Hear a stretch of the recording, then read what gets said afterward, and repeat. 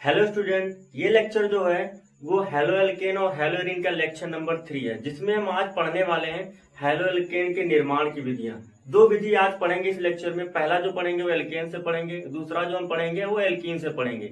तो ये लेक्चर जो है बहुत इंपॉर्टेंट होने वाला है, क्योंकि इसमें जो है हम रासायनिक अभिक्रिया के बारे में पढ़ेंगे और वो अभिक्रियाएं कैसे होती हैं उसको हम डील करेंगे। तो अगर आपके पास टाइम रहेगा तभी इस लेक्चर को देखिएगा, नहीं तो आपके पास जब टाइम रहेगा, फ्री होंगे, तभी इस लेक्चर को देखिए, क्योंकि बहुत इंपॉर्टेंट होने वाला है लेक्चर। ठीक है, तो शुरू करने से पहले मैं आपको एक टॉपिक पढ़ाने वाला हूं जो बहुत इंपॉर्टेंट करेगा इस लेक्चर को आगे पढ़ने में। ठीक है, कार्बधनायन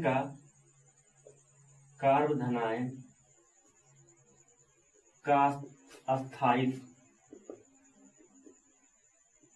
ठीक है, स्टेबिलिटी ऑफ कार्बोनिक एटम। सबसे पहली बात होती है कार्बधनायन होते क्या है।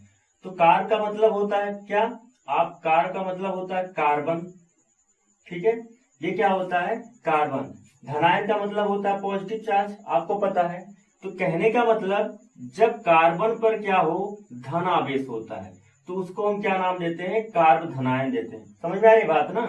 तो ये जो है बहुत इंपॉर्टेंट। अगर मैं बात करूं इसके स्टेबिलिटी के बारे में, इसके स्थायित्व के बारे में, तो अगर आप स्थायित्व के बारे में बात करोगे तो सबसे ज्यादा जो स्थायित्व होता है वो हमारा होता है बेंजील कार्बोधनायन। क्या, बेंजील कार्बोधनायन। दूसरा जो होता है इससे थोड़ा कम जो होता है वो हमारा होता है एलिल कार्बोधनायन। ठीक है, इसको कहते हैं एलिल कार्बोधनायन। इसके बाद जो आता है वो आता है हमारा 3 डिग्री। इसके मैं शुरुआत में इसको पढ़ाया हूँ लेक्चर नंबर 1 में कि 3 डिग्री क्या होते हैं। ठीक है, क्या होता है जब किसी कार्बन से 3R ग्रुप जुड़े हों। ठीक है, अब R क्या हो सकता है, मैं यहाँ पर एक बार और बता दे रहा हूँ। R का मतलब हो सकता है CH3 हो सकता है, C2H5 हो सकता है। कहने का मतलब इस रूल पे आप फिट कर लो, यही इसका मतलब होता है। इस रूल पे आप फिट कर लो, इसी को इस रूल पे रखोगे तो R का मतलब आ जाएगा। ठीक है, तो अगर यहाँ पर होगा, ये देखो 3 डिग्री होता है, क्योंकि मैंने बताया है कि इससे जितने R ग्रुप जुड़े होते हैं ये क्या कहलाता है, उसकी डिग्री होती है। उसके बाद जो हमारा आता है वो होता है 2 डिग्री। तो 2 डिग्री कार्बोधनायन की बात करोगे तो यहाँ पर एक R होगा और एक R यहाँ पे होगा, और उसके बाद जो हमारा आएगा वो आएगा ये CH2, और ये सबसे जो लास्ट में वो हमारा होता है CH3+। ठीक है, तो स्थायित्व की बात करोगे तो सबसे ज्यादा जो होता है बेंजील कार्बोधनायन होता है, उसके बाद एरिल कार्बोधनायन होता है। ठीक है, इससे कम होता है, और उससे कम होता है ये हमारा 3 डिग्री, इसको कहते हैं 3 डिग्री कार्बोधनायन होता है। ठीक है, ये 2 डिग्री होता है और ये 1 डिग्री होता है, और ये इस पर कोई डिग्री क्योंकि किसी से जुड़ा ही है। ठीक है, तो इस पॉइंट को आप लोग नोट करके रखना। जैसे मैं अगर इसकी बात हो, कि ये बहुत ज्यादा इंपॉर्टेंट होने वाले हैं, अभी हमारी यूज में तुरंत आने वाला है। देखो क्या होता है, मैं एक जनरल एग्जाम्पल ले रहा हूँ। ठीक है, ये यहाँ की बातें कर लो, इसको कहेंगे 3 डिग्री कार्बोधनायन। समझ में आई बात ना। और मैं अगर तुलना करूं यहाँ पर CH3 और यहाँ पर CH3, और ये ऐसे कर लो CH, और ये इसको कहेंगे 2 डिग्री। फिर जो हमारा आने वाला है 1 डिग्री की अगर बात करोगे CH3, CH2 और यहाँ पर। ठीक है, तो इसकी जो स्टेबिलिटी दिखाती है कि इसके बगल में जितने कार्बन जुड़े हैं उसके पास कितने हाइड्रोजन हैं। ठीक है, तो अगर मैं बात करूं तो इसके पास 3, इसके पास 3 और इसके पास 3। बात को समझना, इसके बगल वाले कार्बन पर कितने हाइड्रोजन है। तो इसके बगल वाले कार्बन पहले कितने कार्बन जुड़े उसको देखो, 1 2 3। एक के पास 3 है तो टोटल कितने हो जाएंगे, यहाँ पर 9।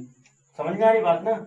यहाँ पे अगर ये जो लेक्चर है 11th में आप लोगों ने पढ़ा ही होगा, बट थोड़ा एक बार आपको रिकॉल करा दे रहा हूँ जिससे आगे हमारे लिए इजी हो जाए। इसके बाद देखोगे तो क्या होगा, एक कार्बन 2 कार्बन, दोनों के पास कितना है, 3 इधर 3 इधर, तो कितना हो जाएगा हमारा 6 हो जाएगा। यहाँ की बात कर लो तो इससे कितने कार्बन जुड़े हैं, इससे क्या जुड़े हैं, इससे जुड़ा है हमारा एक कार्बन, एक के पास कितना है 3। ठीक है, तो क्या होता है, ये जो स्थायित्व होता है ये अतिसंयुग्मन के द्वारा होता है। तो जिसके पास जितना हाइड्रोजन होगा उतना ही अतिसंयुग्मन होगा, और जितना ही अधिक अतिसंयुग्मन होगा वो कार्बोधनायन उतना ही स्थायित्व होगा। तो इसके पास कितना है 9, इसके पास कितना है 6, इसके पास कितना है 3। तो आप वैसे ही कह सकते हो ये जो 3 डिग्री है वो ज्यादा स्थायी होगा 2 डिग्री से, और 2 डिग्री ज्यादा स्थायी होगा 1 डिग्री से। समझ में आ रही बात ना। और यहाँ पर देखोगे इसके पास तो कुछ है ही नहीं है, यहाँ की अगर बात करोगे तो इसके पास कुछ भी नहीं है। ठीक है, तो क्योंकि इससे कोई कार्बन नहीं जुड़ा है ना, ये मत समझना नहीं ये हाइड्रोजन, इससे कोई कार्बन जुड़ा है, उससे हाइड्रोजन कितना जुड़ा, तो इसके पास कोई, इस कार्बन से कोई कार्बन नहीं जुड़ा है, तो उसके पास हाइड्रोजन कहाँ होगा। समझ आ रही बात ना। तो ये स्थायित्व होता है, ठीक है। तो इसको आप सभी लोग नोट कर लो। तो हम हैलो एल्केन के निर्माण की विधिया में पहली विधि जो पढ़ेंगे वो एल्केन से पढ़ेंगे, कि एल्केन से हम हैलो एल्केन कैसे प्राप्त करते हैं। तो सबसे पहली बात आती है ये एल्केन होते क्या है। आई होप आप लोगों ने 11वीं में थोड़ा बहुत पढ़ा होगा। बता देते हैं, जो एल्केन होते हैं ये एलिफैटिक संतृप्त हाइड्रोकार्बन होते हैं। एलिफैटिक संतृप्त हाइड्रोकार्बन, संतृप्त का मतलब ये होता है जिसमें केवल एकल बंध ही पाए जाते हैं। जैसे यहाँ पर देख लो उदाहरण में, ये देखो यहाँ पर भी देखोगे एक बंध है, यहाँ पर भी देखोगे, सब कार्बन और हाइड्रोजन के बीच में या कार्बन कार्बन के बीच में देखो सभी क्या है, एकल बंध है। देखो यहाँ पर एक ही बंध से जुड़ा, दूसरे परमाणु से एक ही बंध से। अब ये समझना एकल बंध का मतलब होता है इसमें कई सारे बंध दिख रहे हैं, दो परमाणुओं के बीच में क्या हो, सिर्फ एक ही बंध हो। तो यहाँ पर देखो कार्बन कार्बन के बीच में एक बंध, कार्बन हाइड्रोजन के बीच में एक बंध, इस वाले हाइड्रोजन कार्बन के बीच में एक बंध। तो ये क्या है, संतृप्त है। समझ में आ रही है बात ना। तो इसी को कहते हैं हम एल्केन कहते हैं। आप लोगों को फार्मूला भी पता होगा, थोड़ा बहुत पढ़े होंगे, ठीक है। मैं यहाँ पे लिख भी दे रहा हूँ, CnH2n+2, ये एल्केन का फार्मूला होता है। समझ में आ रही बात ना। तो एल्केन में क्या होता है, जब हम एल्केन की अभिक्रिया हाइड्रोजन से कराते हैं, हाइड्रोजन से कराते हैं सूर्य की प्रकाश या ताप की उपस्थिति में। सूर्य का प्रकाश, सपोज करो मैंने यहाँ पर HNu रखा, इसको सूर्य का प्रकाश बोलते हैं।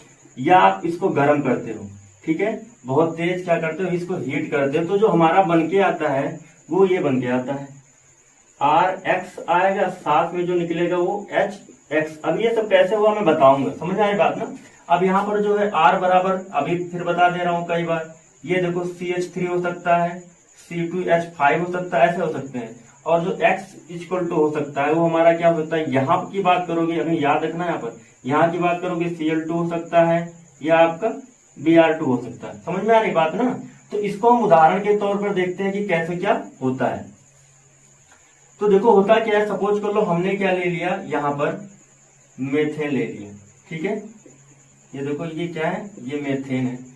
अब मेथेन की अभिक्रिया जब हम क्लोरीन से करा दें, यहाँ पर मैंने क्लोरीन लिया, तो देखो होता क्या है, जैसे ही यहाँ पर हमने क्या किया, यहाँ पर सूर्य का प्रकाश इस पर प्रभावित किया, तो होता क्या है, ये देखो ये एक हाइड्रोजन और ये क्लोरीन मिलके क्या हो जाएगा, HCl बाहर निकल जाएगा। क्या निकलेगा हमारा यहाँ पर, HCl बाहर निकलेगा। फिर एक HCl बच रहा है और इसका कार्बन का बंध, क्योंकि आपको पता है कार्बन कितने बंध बनाता है, 4 बंध बनाता है। समझ में आ रही बात ना। तो देखोगे यहाँ पर एक बंध इसका खाली हो गया, तो इसके साथ जुड़ जाएगा, तो हमारा जो बन के आएगा कुछ इस तरह स्ट्रक्चर आएगा, H और एक H यहाँ पर, और ये जुड़ जाएगा Cl। समझ में आ रही बात ना। और ये हमारा क्या हो जाएगा, बाहर हो जाएगा। ये अभिक्रियाएं तब तक चलती रहती हैं जब तक यहाँ से पूरे H क्या हो जाए, गायब ना हो जाए। तो अगले स्टेप में भी हम क्या कर सकते हैं, यहाँ पर आप क्या कर लो, और एक क्लोरीन अणु को यूज कर लो और यहाँ पर प्रकाश को प्रभावित कर दो। तो क्या होगा, एक H, एक Cl और एक H यहाँ से गायब कर दो, तो क्या निकल जाएगा हमारा, यहाँ पर HCl निकल जाएगा। तो जो बन के आएगा इस तरह कुछ आएगा। ये देखो एक Cl इस बार यहाँ लग जाएगा, और जो एक Cl है यहाँ पर लग जाएगा। समझ में आ रही बात ना। अभी भी देखो 2 H है, तो क्या करोगे, ये देखो यहाँ पर क्या कर दो, Cl और HNu, फिर क्या कर दो, एक यहाँ से H को गायब करो, तो क्या हो जाएगा, यहाँ पर जो बन के आएगा वो आएगा हमारा Cl, और ये भी क्या हो जाएगा Cl, और मैंने एक Cl यहाँ पर, और यहाँ पर क्या हो जाएगा, H हो जाएगा।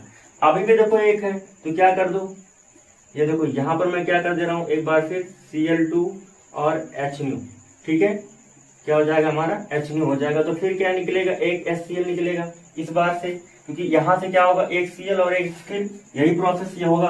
तो जो हमारा बन के आएगा इस बार वो कुछ इस तरह आएगा। ये देखो यहाँ पे भी Cl, यहाँ पे भी Cl हो जाएगा, और यहाँ पे भी Cl और यहाँ पे भी Cl। समझ में आ रही बात ना। अब देखो यहाँ पर अभिक्रिया क्या है, नहीं होगी, क्योंकि आप देख रहे हो सभी क्या है, H गायब हुए हैं, ठीक है ना।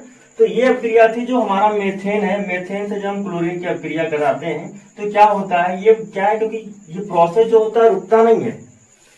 ये प्रोसेस अगर हम रोक गया ना, क्योंकि आपको पता है क्लोरीन के एक ही अणु नहीं होते हैं, बहुत सारे होते हैं ना, क्योंकि हमें यहाँ पर ये तो लिमिट नहीं, हमें एक ही बनाना है।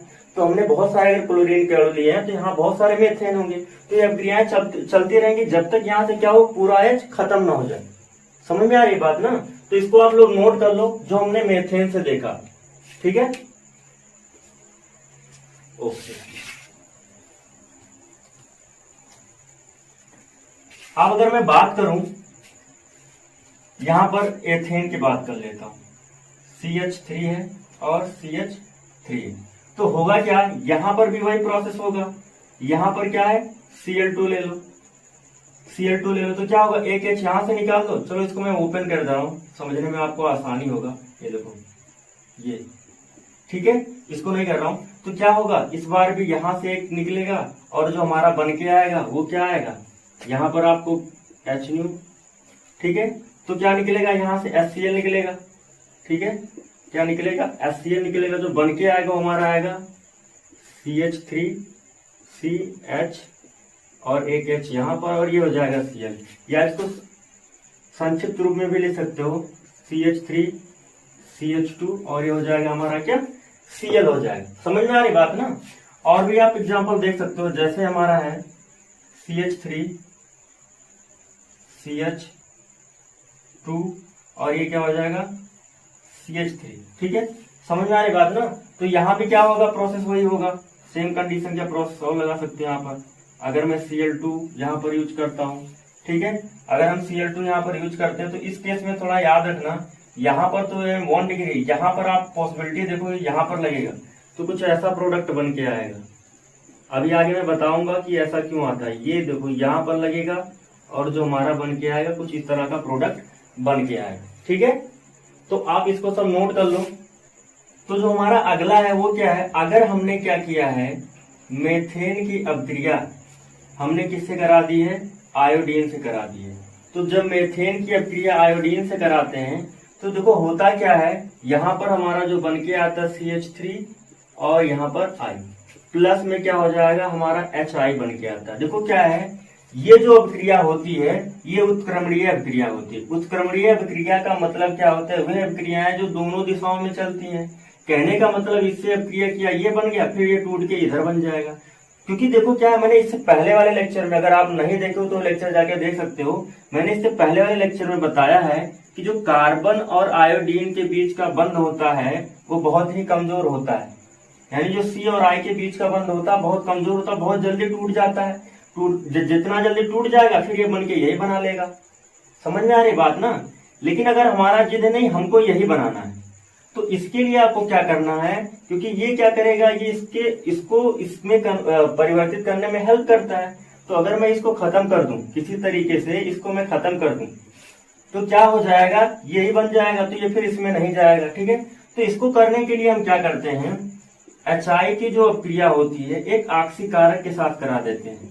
इसके साथ ऑक्सीकारक, ये एक ऑक्सीकारक है HiO3, इसके साथ जब अभिक्रिया कराते हो तो ये क्या करता है, इसको आयोडीन में परिवर्तित कर देता है, साथ में वाटर बना देता है। समझ में आ रही बात ना। अब देखो क्या है, जब ये खत्म हो गया तो ये हमारा क्या है, इसको हम मिल जाएगा, ठीक है। तो यहाँ पर बैलेंस कर सकते हो, ये हो जाएगा 5, तो ये हो जाएगा हमारा 3 हो जाएगा, और ये हो जाएगा हमारा 3 2 6 5 इधर 1 इधर 6, ठीक है। तो क्या है, अब ये अभिक्रिया देख रहे हो, ये क्या हो जाएगी, ये अभिक्रिया जो हमारी हो जाएगी अनुत्क्रमणीय हो जाएगी। अनुत्क्रमणीय का मतलब है एक ही दिशा में रहेगी। अगर हम क्या करें, इसी के साथ हम अगर HiO3 यूज करते हैं, क्योंकि क्या है HiO3 जो इसका काम होता है, HI को परिवर्तित कर देता है आयोडीन में और वाटर में परिवर्तित कर देता है, ठीक है। समझ में आ रही बात ना। तो आप इसको नोट कर लो। अब जो अगला पॉइंट हम पढ़ने वाले हैं वो पढ़ेंगे इसकी क्रिया विधि के बारे में, जो बहुत इंपॉर्टेंट है। तो आप लोग इसको नोट कर लो। तो अगर हम इसकी क्रिया विधि की बात करें तो कोई भी अभिक्रिया अगर वो एल्केन का है, वो एल्केन अगर यौगिक है, तो सूर्य के प्रकाश में यह अभिक्रिया जो होती है मुक्त मूलक क्रिया विधि के द्वारा होती है। मुक्त मूलक का मतलब समझो, क्योंकि आपको पता है ये जो होते हैं ये सिग्मा बंध होते हैं। यहाँ पर भी आप देखोगे सिग्मा बंध है, ये देखो सिग्मा बंध, इसको हम सिग्मा बंध कहते हैं। ये भी सिग्मा है, ये भी सिग्मा, ये भी सिग्मा। यहाँ पर भी आप देखोगे ये भी सिग्मा। मैं बार बार कह रहा हूँ, दो परमाणुओं के बीच में जो पहला बंध बनता है उसे हम सिग्मा बंध कहते हैं। सपोज करो ये कार्बन है, ये कार्बन है, ये पहला बंध है तो ये सिग्मा बंध है। लेकिन अब दूसरा जो बनेगा वो क्या बनेगा, वो पाई बंध बनेगा। इधर भी बनेगा पाई बंध बनेगा, क्योंकि आपको पता है अभी मैंने बताया हेड टू हेड ओवरलैपिंग में वो क्या होता है, वो सिग्मा बंध बनता है। लेकिन अगर पैरेलल इस तरह हो रहे हैं, इस तरह एक दूसरे के समांतर में हो रहे हैं, तो ये पाई बंध बनता है। आप लोगों ने 11th में पढ़ा ही होगा, ठीक है। तो क्या होगा, जब यहाँ पर हम सनलाइट पास करते हैं तो क्या होता है, ये टूटता है कुछ इस तरह और ये कुछ इस तरह, और बनाता क्या है हमारा, क्या कहते हैं, मुक्त मूलक।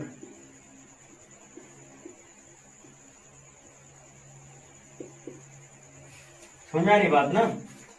तो होता क्या है, अगर मैं इसमें क्रियाविधि की चरण की बात करूं तो सबसे पहला जो चरण होता है उसमें क्या होता है, प्रथम चरण की मैं बात करूं,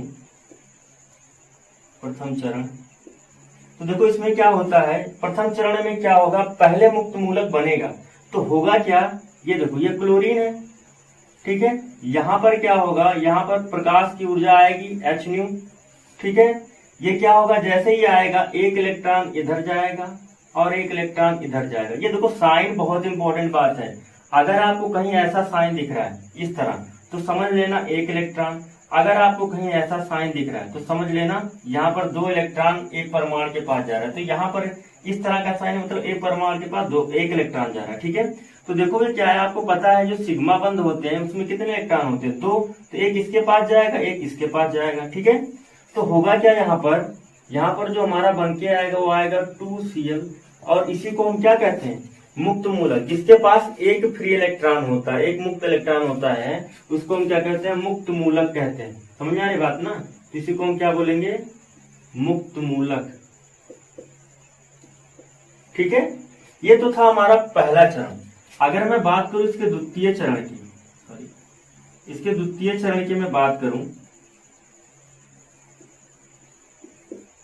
तो क्या होगा, अब ये मुक्त मूलक किससे अभिक्रिया करेगा, एल्केन से करेगा। अब मैं एल्केन जो ले रहा हूं वो आपको मेथेन ही ले रहा हूं यहाँ पर, ठीक है, ये समझो मेथेन ही ले रहा हूं। अब क्या होगा, यहाँ पर एक Cl आएगा, ये देखो, ठीक है।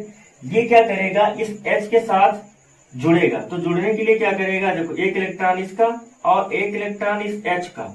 जब एक इलेक्ट्रॉन इस H के पास गया तो एक इलेक्ट्रॉन किसके पास आएगा, इसके पास आएगा, ठीक है। तो जो हमारा बन के आएगा वो क्या बन के आएगा, यहाँ पर अगर आप देखोगे तो कुछ इस तरह आएगा H, और ये H हो जाएगा, और यहाँ पर देखोगे कार्बन, और यहाँ से क्या निकलेगा, हमारा HCl निकलेगा, क्योंकि ये एक इलेक्ट्रॉन और एक इलेक्ट्रॉन। मैंने क्योंकि अभी बताया है कि एक सिग्मा बंध में कितने इलेक्ट्रॉन होते हैं, 2 इलेक्ट्रॉन होते हैं। तो एक H का इलेक्ट्रॉन और एक Cl का इलेक्ट्रॉन मिलकर दोनों क्या बनाएंगे, एक बंध बनाएंगे, यानी एक HCl बंध बना लेंगे। समझ आ रही बात ना।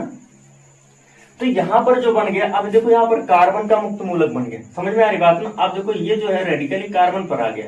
अब ये क्या करेगा, एक क्लोरीन और से और अपक्रिया करेगा। इस केस में क्या होगा, ये क्लोरीन इससे जुड़ेगा तो ये ऐसा जुड़ेगा, ये देखो इस तरह, और ये क्या होगा, एक इलेक्ट्रॉन इसके पास जाएगा।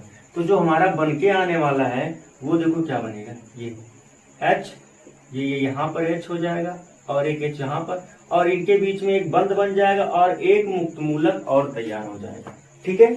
और ये अब क्रियाएं ऐसे चलती रहती हैं, ये अब क्रियाएं चलती रहती है, प्रोपोगेट होती रहती हैं।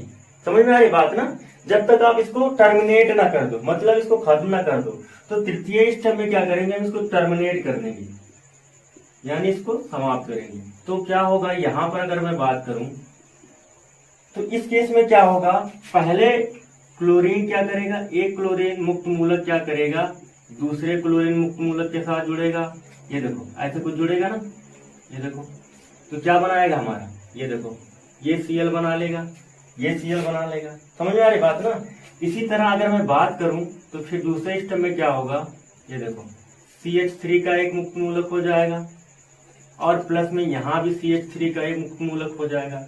ये देखो कुछ इस तरह जुड़ेंगे ये दोनों, और जो हमारा बन के आएगा वो आएगा CH3 और CH3। ये देखो ये हाइड्रोजन से मत समझ लेना, ये जो बंध ये कार्बन से जुड़ा, मैंने इसको संक्षिप्त में लिखा है और आगे भी देख सकते हो यहाँ पर। फिर क्या होगा, ये देखो CH3 साथ में एक क्लोरीन में यहाँ पर लगा, तो इसके साथ जुड़ेगा, ये यहाँ पर दोनों जुड़ जाएंगे। तो जो हमारा बन के आएगा वो CH3 और Cl बन के आएगा, ठीक है। तो ये था इसका। अब देखो यहाँ पर मुक्त मूलक कहीं नहीं रह गया, तो ये खत्म हो गया, इंड हो गया स्टेप। ठीक है, तो ये था हमारा एल्केन से निर्माण की विधियां और इसकी क्रिया विधि। इसको आप लोग नोट कर लेना और इसका प्रैक्टिस जरूर करते रहना, क्योंकि जितना अधिक प्रैक्टिस करोगे उतना ही अच्छा आप समझ में आएगा। ठीक है, तो इसको नोट कर लो। आगे जो मैं पढ़ाने वाला हूँ वो पढ़ाऊंगा कि हैलो एल्केन को एल्कीन से कैसे प्राप्त करते हैं। ठीक है, तो अगर हम एल्कीन से हैलो एल्कीन के निर्माण की बात करें तो आपको पता है एल्कीन क्या होते हैं, असंतृप्त हाइड्रोकार्बन होते हैं। कहने का मतलब होता है ऐसे हाइड्रोकार्बन जिसमें क्या होता है, कार्बन दो कार्बन के बीच में क्या हो, द्विबंध होता है। ठीक है, इसको हम क्या कहते हैं, असंतृप्त या एल्कीन कहते हैं इसको। ठीक है, तो यहाँ पर अगर आप देखोगे तो क्या है, इसके बीच में डबल बंध। अगर हम इसकी क्रिया HX से करा दें, ठीक है, हाइड्रोजन हैलाइड से करा देते हैं, तो क्या होता है यहाँ पर आप देखोगे तो जो प्रोडक्ट हमारा बन गया था कुछ इस तरह आता है। ठीक है, ये देखो यहाँ पर पहले से जो लगा था यहाँ पर लगा दो X और यहाँ पर लगा दो H। ठीक है, ये आप कर सकते हो, H को इधर कर सकते हो। ठीक है, आप H को भी इधर कर सकते हो, H को इधर कर सकते हो। यहाँ पर अभी कोई दिक्कत नहीं है जब यहाँ पर सम्मित होता है। समझ में आ रही बात। ये जो अभिक्रिया होती है ये इलेक्ट्रॉन स्नेही योगात्मक अभिक्रिया कहलाती है। योगात्मक अभिक्रिया आपको पता है जब दो या दो से अधिक दो या दो से अधिक अभिकारक मिलकर क्या बनाते हैं, एक ही उत्पाद बनाते हैं, तो उसको हम क्या कहते हैं, योगात्मक अभिक्रिया कहते हैं। समझ में आई बात ना। अब इलेक्ट्रॉन स्नेही क्यों होता है, क्योंकि ये क्या होता है, इसके पास इलेक्ट्रॉन ज्यादा होता है, तो ये उसके पास अट्रैक्ट करता है, उसको अट्रैक्ट करता है जिसके पास इलेक्ट्रॉन की कमी होती है। अब क्यों होता है, कैसे होता है, मैं आगे इसको बताऊंगा। समझ में आई बात ना। तो इस केस में अगर मैं बात करूं एक उदाहरण के तौर पे, अगर मैं इस एथीन की अभिक्रिया किससे करा दूं, HCl से करा देता हूं, तो HCl से कराने पर क्या होता है, आपको देखोगे जैसे इसका स्ट्रक्चर कुछ इस तरह होता है। मैं इससे पहले वाले लेक्चर में इसको अच्छे से बताया हूँ। क्या होता है आप देखोगे इसकी विद्युत क्या होती है, ज्यादा होती है, इसकी कम होती है, तो इलेक्ट्रॉन इधर शिफ्ट होता है, तो जिधर इलेक्ट्रॉन शिफ्ट होता है उधर उस पर क्या आता है, माइनस चार्ज आता है, और जिसके पास इलेक्ट्रॉन की कमी होती है उस पर क्या आता है, यहाँ पर अगर आप देखोगे तो प्लस चार्ज आता है। तो ये कुछ ऐसा आता है, पार्शियल टाइप का आता है, आंशिक। समझ में आ रही बात ना। तो देखोगे क्या अब होगा क्या, यहाँ पर मैं ऐसे कुछ लिख रहा हूँ, यहाँ पर देखो अगर पार्शियल क्या आया, पॉजिटिव आया और पार्शियल नेगेटिव आया। ठीक है, तो यहाँ पर जो है आप देखोगे यहाँ पर क्या है, पाई बंद है, पाई बंद है, इसके मतलब इसके पास जो है इलेक्ट्रॉन अधिक है, इलेक्ट्रॉन का जो बादल है बहुत ज्यादा है, तो ये किसके पास जाएगा, जिसके पास इलेक्ट्रॉन की कमी हो। तो इन दोनों में इलेक्ट्रॉन की कमी किसके पास है, क्योंकि आपको पता यहाँ उल्टा मत समझना कि माइनस है तो इसके पास कमी है। माइनस का मतलब होता है जिसके पास इलेक्ट्रॉन अधिक होता है, प्लस का मतलब होता है जिसके पास इलेक्ट्रॉन कम होता है।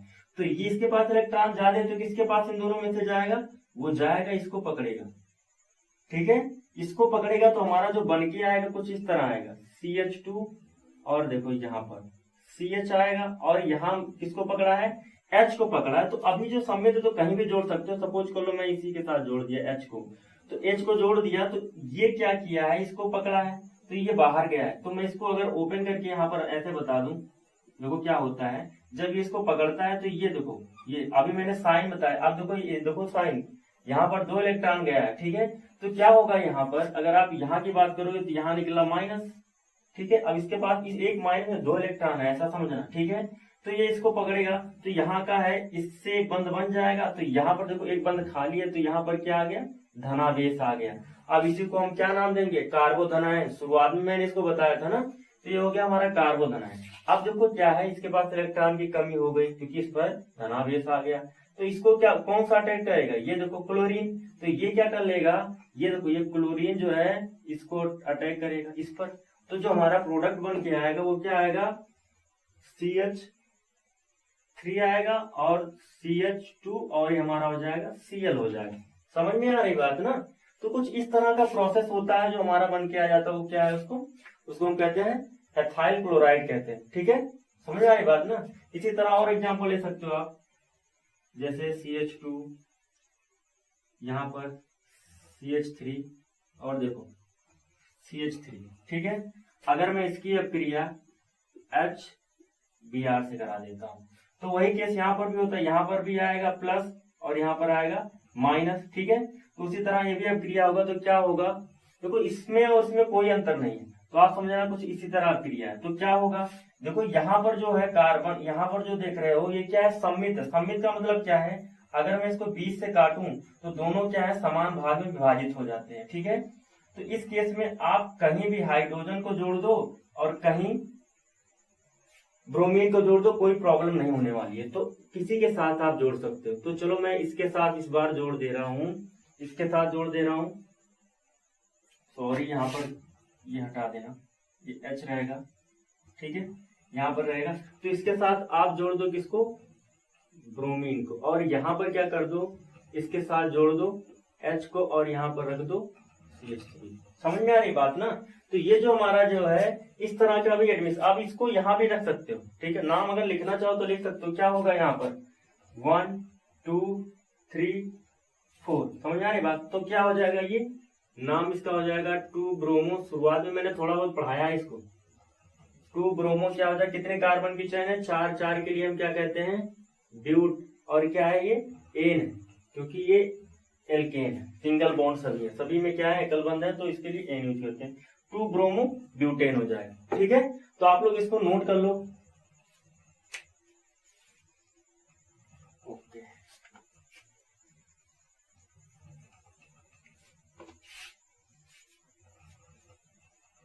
तो अभी तक हमने देखा था कि जितने भी हमने अब क्रिया कराए हैं वो सम्मित एल्कीन में कराए हैं।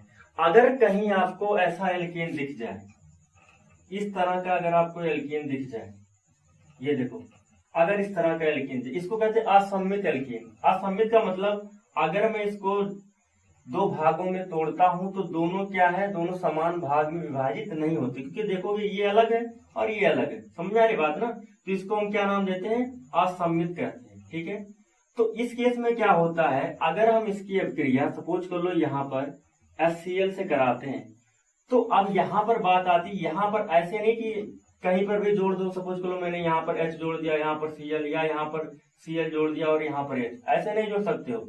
इसका एक रूल है, जिसे दिया था मार्कोनिकॉफ रूल कहते हैं।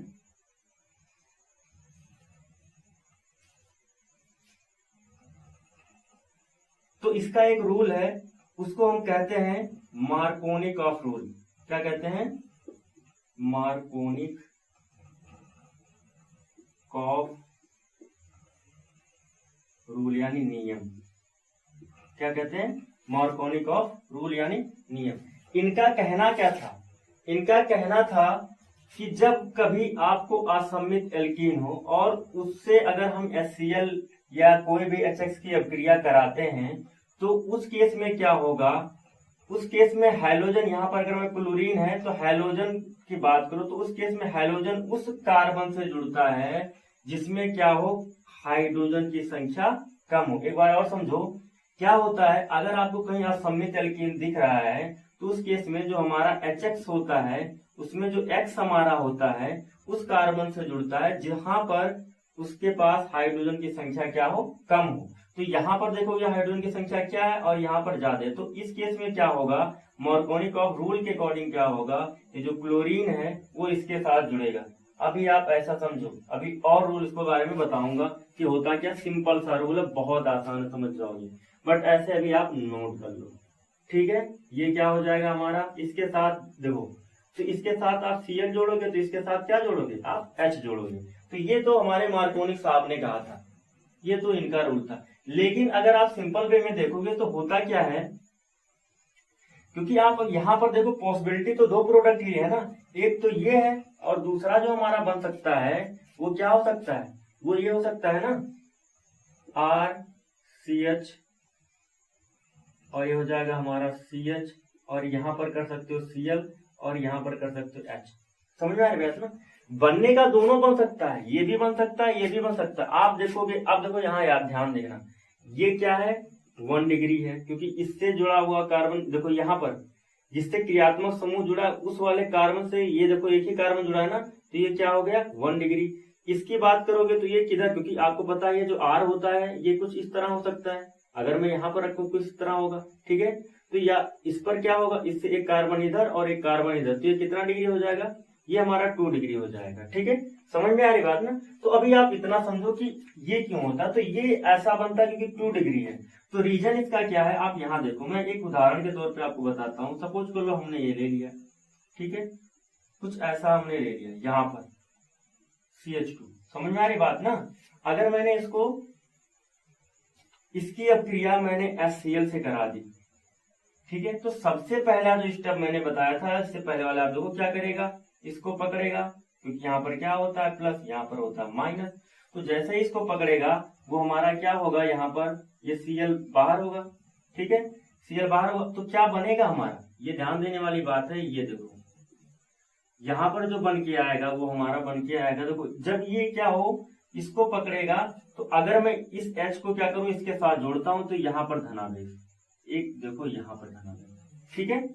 एक तो पॉसिबिलिटी ये है, और दूसरा जो है वो ये हो सकता है, अगर मैं HCl से कराता हूं, तो अगर ये जो हमारा H है अभी पहले इसके पास गया, अगर इस बार ये H जो है इसके पास चला जाए तो क्या होगा, अगर इसके पास जाता है तो हमारा क्या बन के आता है, कुछ इस तरह बन के आएगा, CH3 CH और यहाँ पर H लग गया और ये हो जाएगा CH2, तो ये पॉजिटिव इसके पास आया, समझ में आ रही बात ना।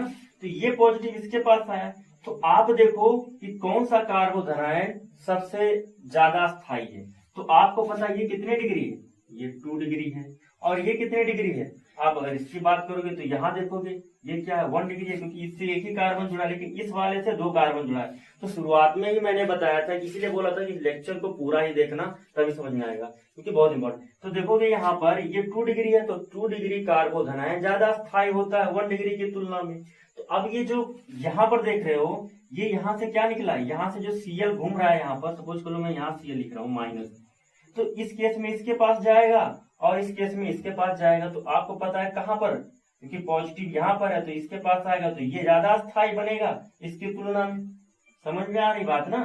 तो इसी के केस में कहते हैं, क्योंकि डिपेंड करता है, इसलिए हमारा देखते ये वाला ज्यादा स्थायी होता है इसके वाले तुलना में। तो आप सिंपल में याद रखो, हमारा जो 2 डिग्री होता है वो ज्यादा स्थायी होता है 1 डिग्री की तुलना में, समझ में आ रही बात ना। इसको नोट कर लो, फिर आगे बताते हैं।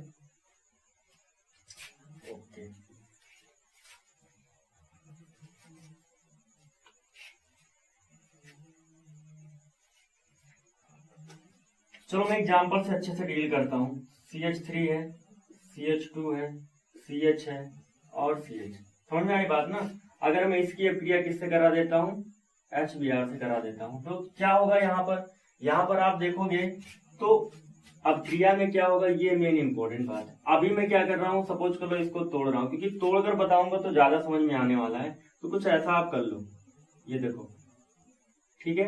तो क्या होगा, ये इस पर अटैक करेगा, आपको पता है इसके पास इलेक्ट्रॉन ज्यादा होता है, इसके पास कम होता है, इस पर अटैक करेगा, तो क्या होगा, ये 2 इलेक्ट्रॉन इस पर जाएगा। तो जब ये 2 इलेक्ट्रॉन जाएगा तो कुछ ऐसा निकलेगा, जो इलेक्ट्रॉन ग्रहण करता है उस पर माइनस चार्ज आता है, और जो इलेक्ट्रॉन देता है उस पर प्लस चार्ज। देखो यहाँ से इलेक्ट्रॉन गया तो इस पर प्लस चार्ज, और यहाँ से इलेक्ट्रॉन इसके पास गया तो इस पर आया माइनस चार्ज। तो क्या होगा, कुछ इस तरह बन के आएगा, CH3 CH2 और ये देखो CH, ठीक है। अब आप यहाँ पर देखोगे तो क्या कर दो, अब देखो ये बात आती है, अगर मैं यहाँ पर CH2 कर देता हूँ, यहाँ समझने वाली बात है, ये तो गायब हो। अब H किसके साथ जुड़ेगा, अगर यहाँ पर जुड़ता है, अगर यहाँ पर हम H जुड़ते हैं तो पॉजिटिव इधर आता है, समझो बात को। अगर यहाँ H जुड़ता है तो पॉजिटिव इसके पास आता है, ठीक है। और अगर ये जो H है इससे जुड़ता है तो पॉजिटिव इस पर आता है। क्यों ऐसा होता है, क्योंकि पॉजिटिव इस पर आता है, क्योंकि आप देखोगे यहाँ पर इसके 4 बंध पूर्ण हो गए और इसका 3 ही बंध, तो पॉजिटिव इसके पास आएगा ना। तो वही केस है, तो मैंने बताया। तो अगर यहाँ पर किसके पास पॉजिटिव कहाँ आना चाहिए, पॉजिटिव अगर यहाँ आता है तो आप देखोगे ये कितना है, 1 डिग्री है। अगर यहाँ आता है पॉजिटिव तो क्या हो जाएगा, ये 2 डिग्री। तो पॉजिटिव किधर आना चाहिए, क्योंकि 2 डिग्री ज्यादा स्थायी होगा 1 डिग्री की तुलना में। तो आप पॉजिटिव यहाँ पर लाओ, तो यहाँ पर रख दो पॉजिटिव और यहाँ जोड़ दो आप H, समझ में आ रही बात ना। अब ये जो ब्रोमीन घूम रहा है इसी पर जाके क्या कर जाएगा, ये अटैक कर जाएगा इस पर, और जो हमारा प्रोडक्ट है वो बन के आ जाएगा ये CH3 CH2 CH और ये हो जाएगा CH3, और यहाँ पर जो हो जाएगा हमारा ये हो जाएगा ब्रोमीन। समझ में आ रही बात ना। नेम तो लिख ही सकते हो, क्या है 1 2 3 और ये 4 हो जाएगा, तो ये हो जाएगा 2 ब्रोमो, ये भी क्या हो जाएगा, ब्यूटेन। ठीक है, तो ये था कुछ एग्जाम्पल। आई होप आप लोगों को समझ में आया होगा। देखो समझ में आने का रीजन है, जितना आप इसको प्रैक्टिस करोगे उतना ही समझ में आएगा। ठीक है, तो इसको नोट करो।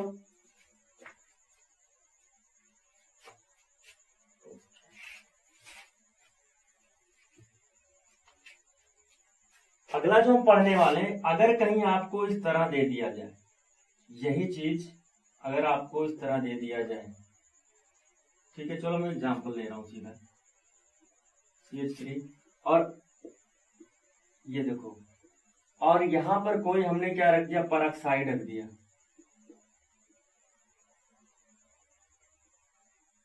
क्या रख दिया यहाँ पर, परऑक्साइड रख दिया।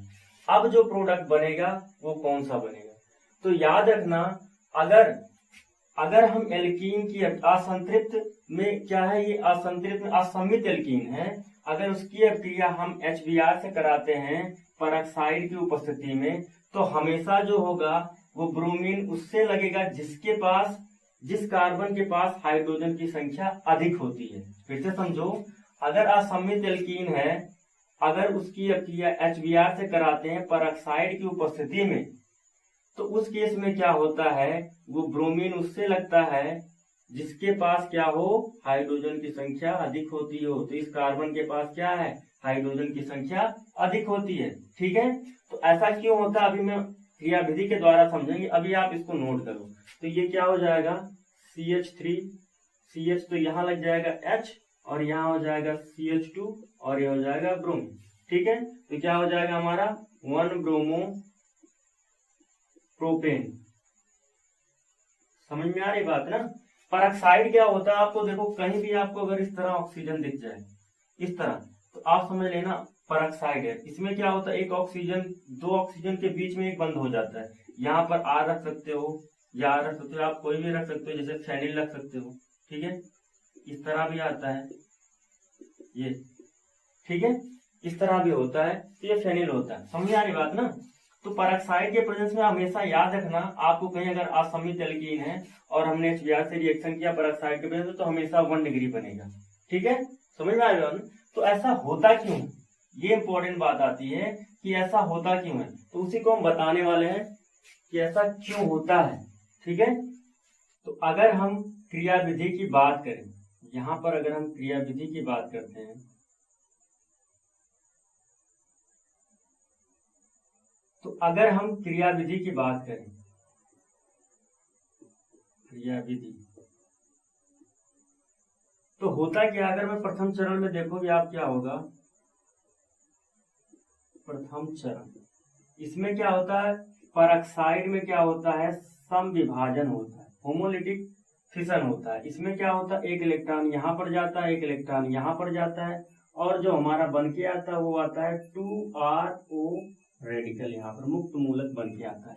अब ये क्या करेगा, यहाँ पर अगर आप देखोगे तो ये यूज होगा यहाँ पर कुछ इस तरह RO। अब इसकी अभिक्रिया हम कराएंगे HBr के साथ। अब क्या होगा, यहाँ पर इसका जो है इलेक्ट्रॉन और हाइड्रोजन का एक इलेक्ट्रॉन दोनों मिलके इसके साथ जुड़ेंगे, और जो हमारा बन के आएगा वो आएगा ROH, साथ में एक ब्रोमीन का मुक्त मूलक बन जाएगा। समझ में आ रही बात ना। तो वो क्या है, ये मैं यहाँ पर एक ही यूज किया हूँ, यहाँ पर दो, तो इसमें कंफ्यूज मत होना, बैलेंस भी कर लोगे, कोई दिक्कत नहीं, मैकेनिज्म में बस समझाने की बात है। ठीक है, तो अगर मैं यहाँ पर बात करूँ द्वितीय चरण की, अगर इसके द्वितीय चरण की बात करोगे, तो अब ये ब्रोमीन जो है ये बना है हमारा, ये असम्मित एल्कीन से जुड़ेगा। ये देखो यहाँ पर हमने क्या लिया है, अगर सपोज कर लो यहाँ पर CH3 डबल बॉन्ड CH2, समझ में आ रही बात ना। अब क्या होगा यहाँ पर, ये देखो ये आएगा, समझ में आ रही बात ना।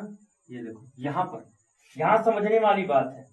अब बात आती है कि ये जो ब्रोमीन है हमारा, इससे जुड़े कि इससे जुड़े, तो चलो दोनों से जोड़कर देख लेते हैं होता क्या है। अगर ये इससे जुड़ता है, ये क्या करेगा, यहाँ पर आया, अगर ये इससे जुड़ता है पहले वाले कार्बन से, तो कुछ संरचना ऐसी आएगी, CH3 CH2 और यहाँ पर ब्रोमीन। तो जब इससे जुड़ेगा तो देखो क्या एक इलेक्ट्रॉन इससे जुड़ा, तो एक इलेक्ट्रॉन क्या है, सपोज कर लो इधर गया तो ये क्या जाएगा, इधर आएगा। तो यहाँ पर देखोगे ये देखो क्या है, जो मुक्त मूलक होते हैं ना, इनके पास भी इलेक्ट्रॉन की कमी होती है। जैसे कार्बोधनायन होते हैं वो भी क्या होते हैं, इलेक्ट्रॉन की कमी उनके पास भी होती है। उसी तरह इलेक्ट्रॉन की कमी क्या होती है, इनके पास भी होती है। तो अगर मैं बात करूं 3 डिग्री मुक्त मूलक की, वो ज्यादा स्थायी होते हैं 2 डिग्री से, और 2 डिग्री ज्यादा स्थायित्व होगा 1 डिग्री। तो आपको थोड़ा बहुत समझ में आ रहा होगा। अगर मैं क्या करूं, दूसरे की बात करूं, तो अगर मैं इस ब्रोमीन को इसके साथ जोड़ता हूं तो देखो क्या बन के आता है। अगर मैं इसको इसके साथ जोड़ता हूं, इस ब्रोमीन को इसके साथ जोड़ता हूं, तो जो हमारा संरचना बन के आएगा वो कुछ इस तरह आएगा ये, और यहाँ पर क्या हो जाएगा 2, और देखो ये देखो, समझ में आई बात ना। तो ये कितना डिग्री है, ये हमारा है 1 डिग्री, और ये कितना डिग्री है, ये हमारा है 2 डिग्री। तो आप ही अनुमान लगा लो दोनों में से कौन अस्थायी है। दोनों में से अगर बात करोगे तो ये ज्यादा अस्थायी है ना, समझ में आ रही बात ना। इन दोनों की बात करोगे तो ये ज्यादा अस्थायी, क्योंकि ये ऑर्डर देख लो, समझ आ रही बात ना। तो इसी के केस में क्या होता है, हमारा जो ब्रोमीन होता है इस बार इस वाले कार्बन से जुड़ता है जहां पर क्या हो, हाइड्रोजन की संख्या अधिक हो। अब क्या होगा, आगे आप देखोगे तो क्या होगा, यहां पर हम दूसरा क्या कर ले, यूज कर ले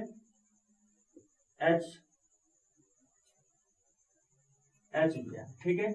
अब क्या करेगा, ये क्या करेगा, इसको पकड़ेगा, किसको पकड़ेगा, कुछ इस तरह पकड़ता है, ये देखो इस तरह, और एक इलेक्ट्रॉन इस तरह पड़ेगा, और यहाँ पर एक इलेक्ट्रॉन इसको चला जाएगा। समझा ये बात ना। तो जो हमारा कंपाउंड बन के आएगा वो क्या आएगा, CH3 CH, अब इसको इसके साथ जोड़ा है तो यहाँ पर लगा दो, और ये हो जाएगा CH2, और पहले से लगा हुआ है इसके पास, तो मैं ऊपर इस बार लिख दे रहा हूँ। ये देखो ये जो हमारा बन के आ जाएगा, क्या आ जाएगा, यहाँ पर देखोगे तो क्या आ जाएगा, प्रोपिल ब्रोमाइड आ जाएगा। समझ आ रही बात ना। तो ये इसकी संरचना बन के आ जाएगी। साथ में आप देखोगे इस बार भी क्या है, एक ब्रोमीन मुक्त मूलक और बन गया। समझ आ रही बात ना। तो ये भी अब क्रियाएं ऐसे चलती रहती हैं, क्या है, ये भी अब क्रियाएं ऐसे चलती रहती हैं। इसको भी टर्मिनेट कराना हो तो क्या करोगे, तो यहाँ भी आप तृतीय चरण देखोगे तो कुछ इस तरह होगा। तृतीय चरण की अगर मैं बात करूं तो क्या होगा, सबसे पहले आप क्या करा दो, ये देखो एक ब्रोमीन को दूसरे ब्रोमीन के साथ जोड़ दो, ये इस तरह, ये इस तरह। तो क्या बन जाएगा हमारा, ये कुछ इस तरह बन गया है। समझ आ रही बात ना। दूसरा अगर मैं क्या करूं, दूसरे की बात करोगे तो इसी तरह क्या करा दो आप, इसको भी दोनों को करा सकते हो। CH3 है, CH और CH2 है यहाँ पर, ठीक है। और इसके साथ क्या जुड़ा है, ब्रोमीन, और इसके साथ एक मुक्त मूलक ये हो जाएगा, ठीक है। और जोड़ सकते हो CH3 हो जाएगा, CH2, और यहाँ पर ये, और इसके पास भी एक मुक्त। तो देखो यहाँ पर क्या होगा, एक इसका और एक इसका, दोनों भी जुड़ जाएंगे। तो जो हमारा बन के आएगा वो आएगा CH3 CH2, और यहाँ पर ब्रोमीन हो जाएगा। फिर यहाँ पर देखो इन दोनों के बीच में एक बंध बन जाएगा, तो ये होगा CH3, ये देखो यहाँ जोड़ दो CH2, और ये हो जाएगा हमारा इस तरह। समझ आई बात ना। अगला जो हमारा हो जाएगा, इसको आप लोग नोट कर लो, मैं यहाँ पर लिख दे रहा हूँ क्योंकि हमारे पास थोड़ा स्पेस कम है, तो लास्ट स्टेप में यहाँ लिख दे रहा हूँ। आप लोग क्या करना, इसके बाद वाला स्टेप यहाँ पर मैं लिख रहा हूँ तो थोड़ा आप लोग ध्यान देना। यहाँ पर क्या होगा, CH3 CH यहाँ पर कर दो आप 2, और ये कर दो ये। साथ में अगर हम इसके साथ कराते हैं तो यहाँ पर अगर आप जोड़ोगे तो क्या होगा, ये देखो कुछ इस तरह, और इसको कुछ इस तरह जोड़ दो। तो जो हमारा बन के आएगा वो क्या आएगा, CH3 CH, और देखो ये जुड़ा इसके साथ क्योंकि ये इसका मुक्त मूलक है, तो ये एक यहाँ पर हो जाएगा, और CH2, और इसके पास ये हो जाएगा। समझ आ रही बात ना। तो ये था इसकी क्रिया विधि। आप लोग क्या करना, इसको अच्छे से रिवाइज करना, जितना आप इसको प्रैक्टिस, देखो क्या है ना, ऑर्गेनिक केमिस्ट्री की जितनी क्रियाविधि हैं वो आप जितना अधिक प्रैक्टिस करोगे ना उतना ही अच्छा आपको समझ में आने वाला। ठीक है, तो आप लोग इसको अच्छे से प्रैक्टिस करना। अगर इसमें से कोई चीज नहीं समझ में आई होगी तो कमेंट जरूर करना, क्योंकि अगला लेक्चर जो है वो और इम्पोर्टेंट होने वाला है, इससे ज्यादा इम्पोर्टेंट अगला लेक्चर होने वाला है। ठीक है, तो आप लोग अच्छे से रिवाइज करोगे तो आपके कॉन्सेप्ट जो है और अच्छे से क्लियर होने वाले हैं। ठीक है, तो मिलते हैं अगले लेक्चर में।